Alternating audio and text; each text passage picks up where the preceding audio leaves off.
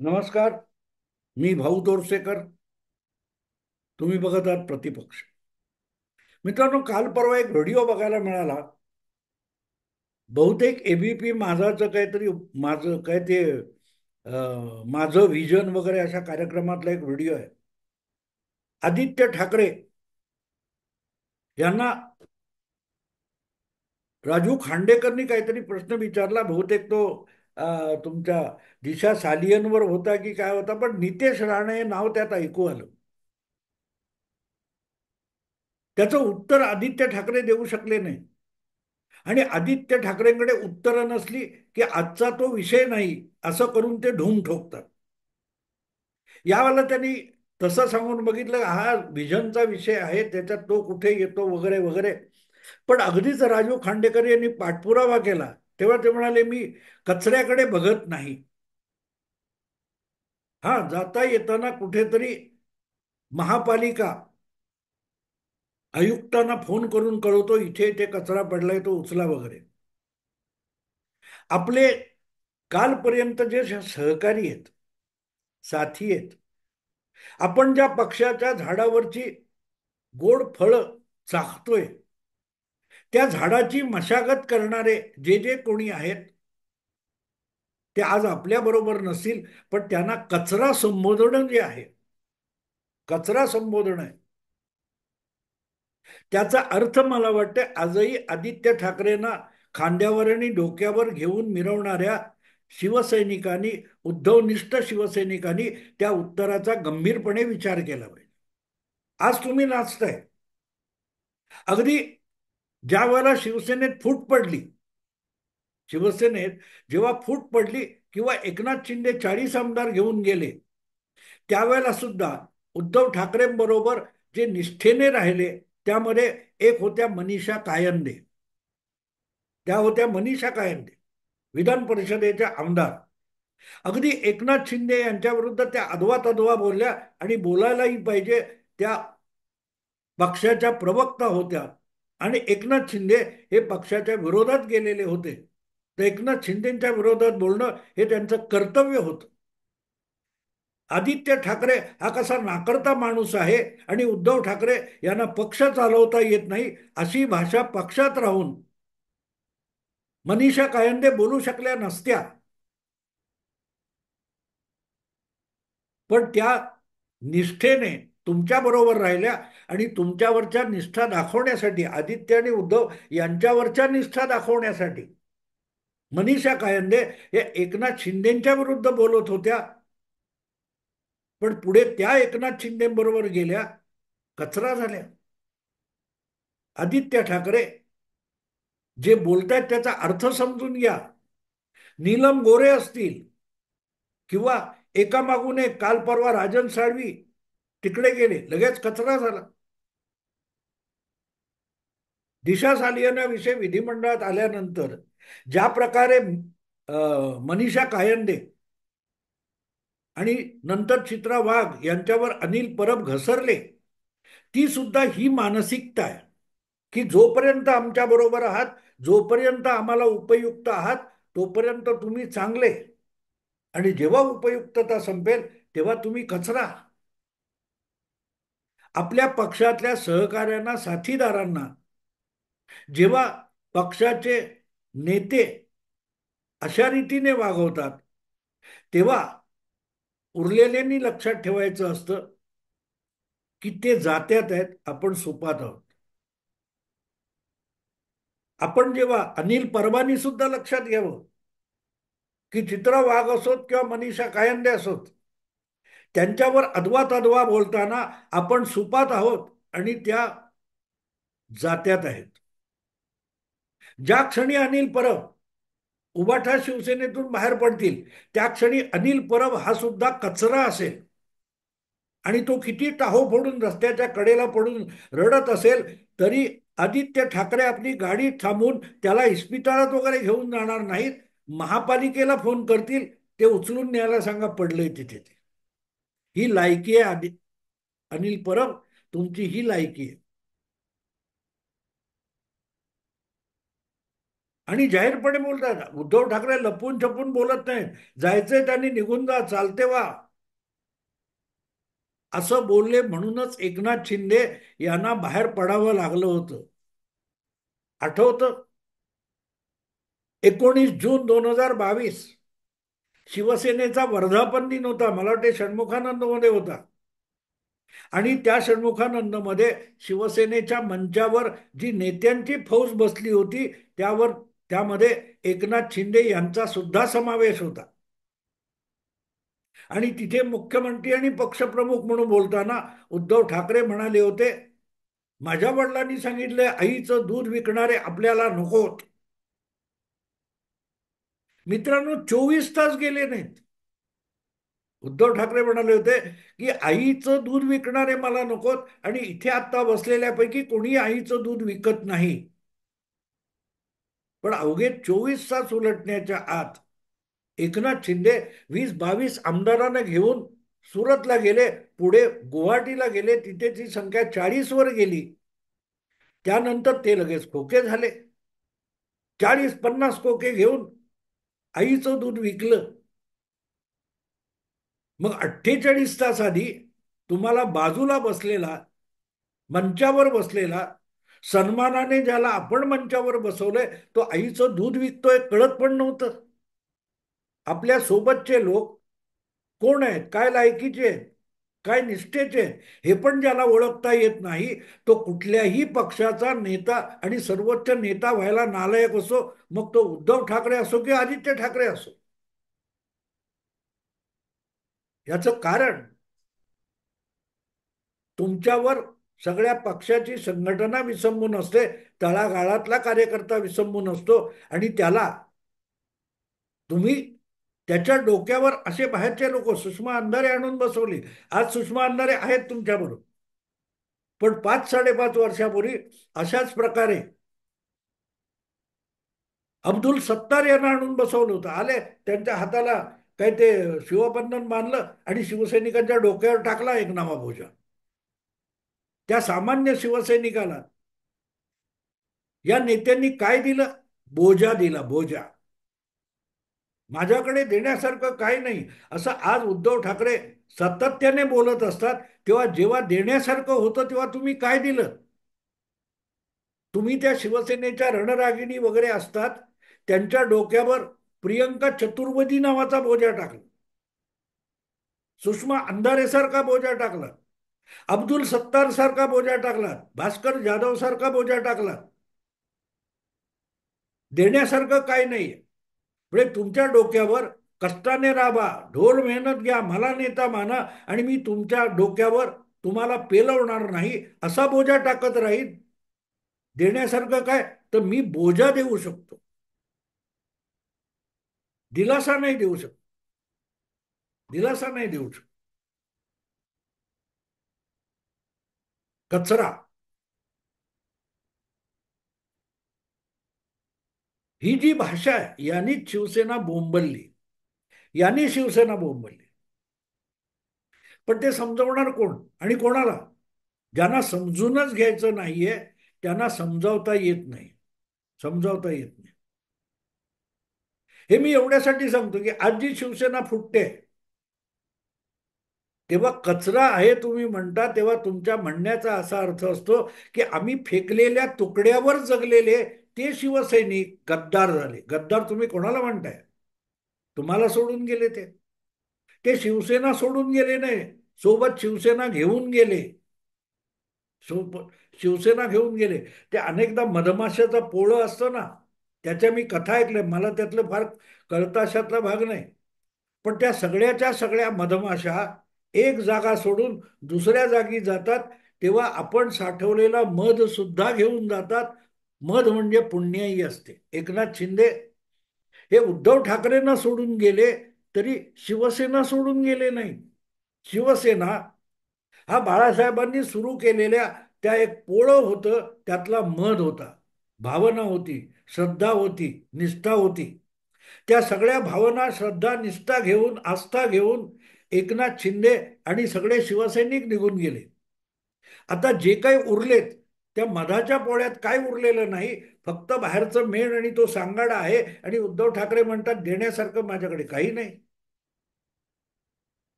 तुम्हाला मध म्हणजे काय ते कळलं नाही. त्या निष्ठा असतात, त्या भावना असतात, ती आस्था असते. आणि त्यांना तुम्ही कचरा म्हणता. आदित्य ठाकरे ज्या सहजपणे नितेश राणे किंवा इतर कोणाला कचरा म्हणतात, किंवा खोके खोके गद्दार म्हणतात, मिंदे म्हणतात, तेव्हा विसरू नका, आजच्या अजूनही उद्धव ठाकरेंच्या सोबत असलेला शिवसैनिक हा पण कचरा आहे.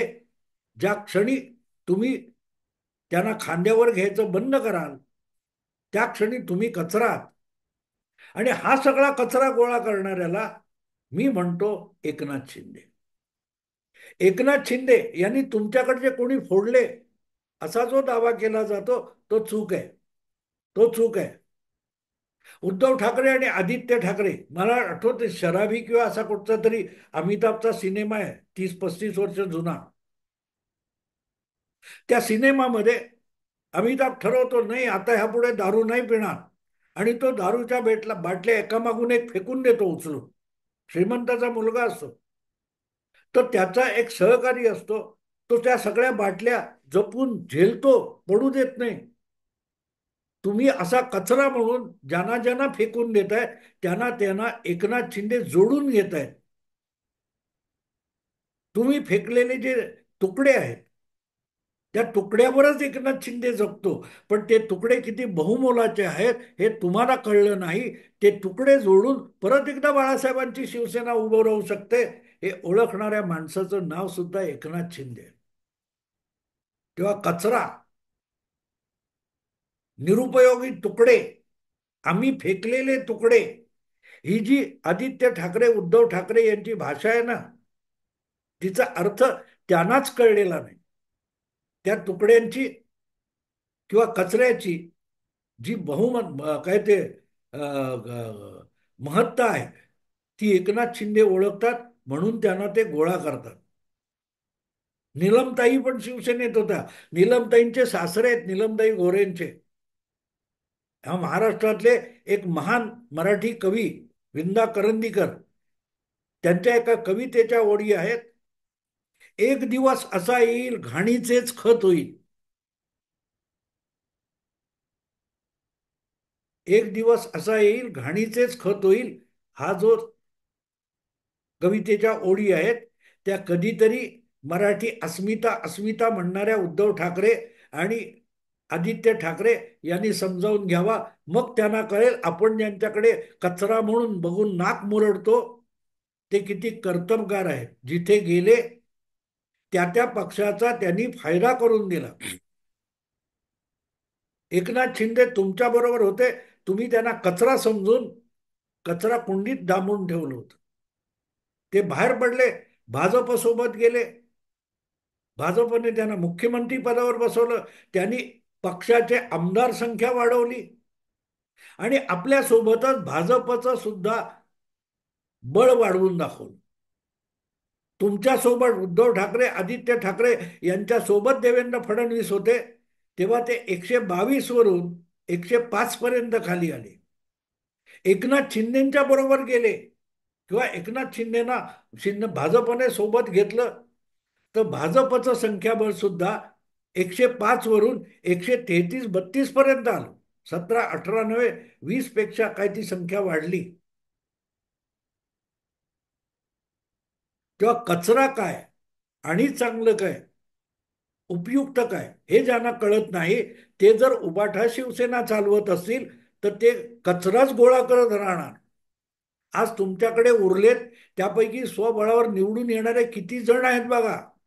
एकनाथ शिंदे बरोबर गेले ते शिवसैनिक स्वबळावर निवडून येण्याची क्षमता होती, म्हणून आपली आमदारकी टिकवू शकले. पण तुमच्या बरोबर राहिलेले राजन साळवी सारखे कचरा होऊन गेले का, तर तुमच्या बरोबर राहिले म्हणून. आणि तुम्ही ज्या एकनाथ राजन साळवीला कचरा म्हणता, तो एकनाथ शिंदे जवळ घेतात, कारण त्यांना माहितीये की हा भविष्यात उपयोगी पडणारा शिवसैनिक आहे. पक्षाला, संघटनेला आणि आपल्या नेतृत्वाला झळाळी आणायला हा उपयुक्त ठरेल. रत्नपारखी म्हणतात अशा लोकांना, कचरा उपसणारे नाही. तुम्ही गोळा केलाय कचरा, कोण इतर पक्षाने फेकून दिलेले, टाकून दिलेले, नाकारलेले, उकिरड्यात पडलेले लोक गोळा करायचे आणि आपली ताकद. उद्धव ठाकरे तुमच्या सोबत आलेली ती संभाजी ब्रिगेड आजकाल काय करते? एकनाथ शिंदे शिवसेनेला सोडून गेले किंवा बाजूला झाले, त्यानंतर अगदी मातोश्रीवर बोलून आदराने सत्कार केला होता संभाजी ब्रिगेडच्या नेत्यांचा. लोकसभा विधानसभा निवडणुकीत त्या संभाजी ब्रिगेडचा जे काय बाजारातून विकत आणलेलं मोठं सोनं होतं, त्याचा उपयोग उद्धव ठाकरे किंवा उबाटा शिवसेनेला काय झाला, कधीतरी आदित्य ठाकरे सांगू शकतील? त्या सुषमा अंधारेंना आणलं. त्यांचा तुम्हाला विधानसभा लोकसभा निवडणुकीत नेमका कुठे आणि काय फायदा झाला?